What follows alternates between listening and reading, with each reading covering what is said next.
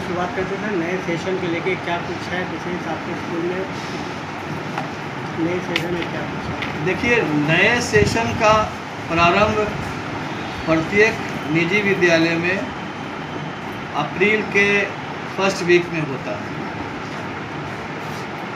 और उसके पहले बच्चे जो पिछली कक्षा से प्रमोट होकर अगली कक्षा में जाते हैं तो किताब कॉपी वगैरह वो लेते हैं।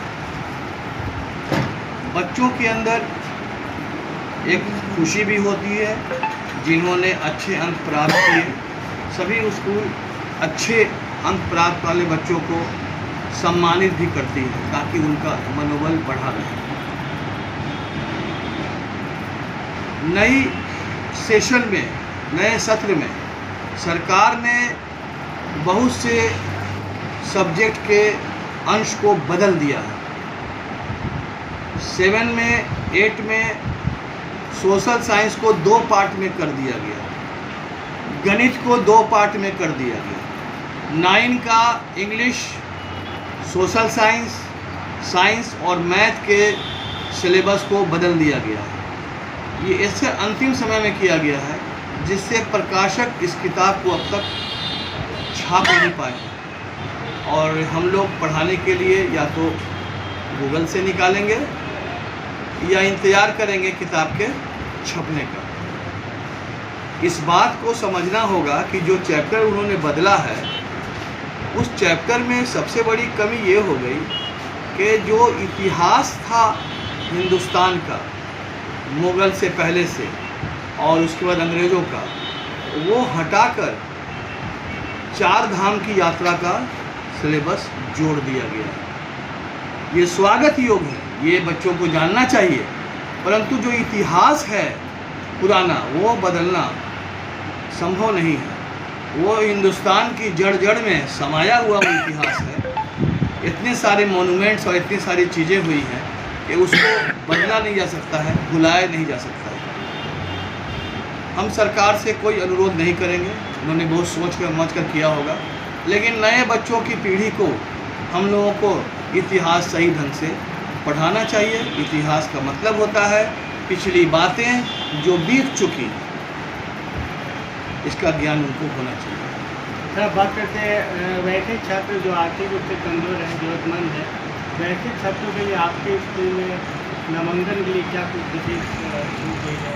देखिए, आज से 2 साल पहले हम लोगों को आदेश होता था कि अगल बगल के कमज़ोर तबके के बच्चों से आय प्रमाण पत्र लेकर आप उसका नामांकन कक्षा 1 में कर लीजिए।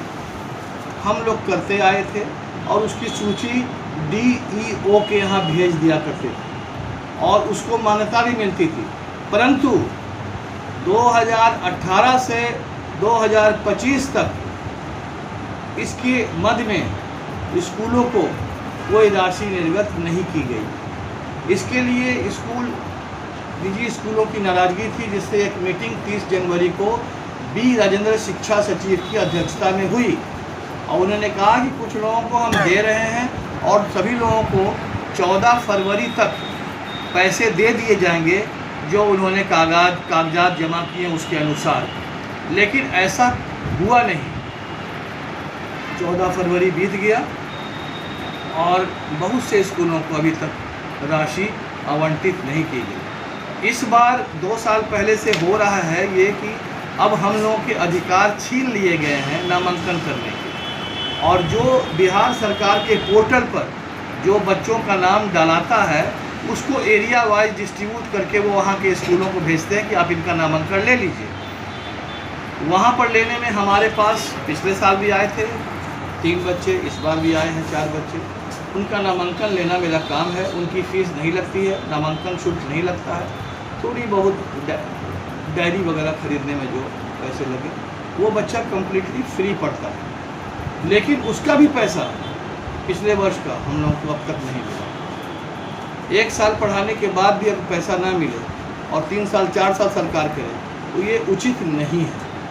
आप भेजते हैं लिस्ट में, हम पढ़वाते हैं, आप उसकी सेशन ख़त्म होने के बाद उसके पैसे को उनके अकाउंट में डाल देना चाहिए। ये प्रक्रिया होने से स्कूलों में एक जोश होगा नामांकन लेने का, बराबर पेपर में आता है और शिक्षा सचिव भी बोलते हैं कि कुछ लोग एडमिशन नहीं लेते हैं, आदेश का पालन नहीं करते हैं। कारण यही है, आप लोग इस संदर्भ में पैसे का बंटवारा नहीं करते हैं, स्कूल को पैसा नहीं देते हैं, तो बहुत से स्कूल वाले इस बात को सोचते हैं कि जब पैसा मिलता ही नहीं तो पढ़ाएंगे क्यों। तो इस प्रक्रिया को मैं निवेदन करूंगा बिहार सरकार के सभी पदाधिकारियों से, इसको ठीक करें, समय पर भुगतान करें, पिछला भुगतान सभी स्कूल वालों को दे दें, ताकि उनके मन में जो अब तक ये लगा हुआ है कि RT 2011 से केंद्र सरकार ने लागू किया, हम लोगों ने 13 से नामांकन लिया, 17 तक के नामांकन को आपने सौता रद्द कर दिया, उसके पैसे नहीं दिए। 18 से आपने कहा कि देंगे, वो भी 18 से 25 हो गया, अब तक नहीं मिला। इस पर विचार किया। Doctor SM Soren, vice chairman Bihar public school